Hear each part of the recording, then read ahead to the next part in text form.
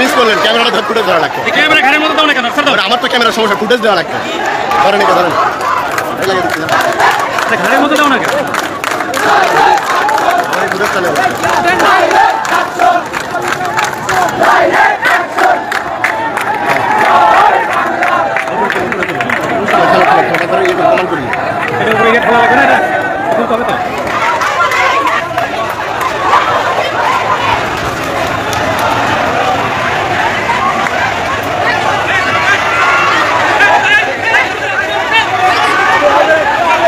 পিছনে আসো পিছনে আসো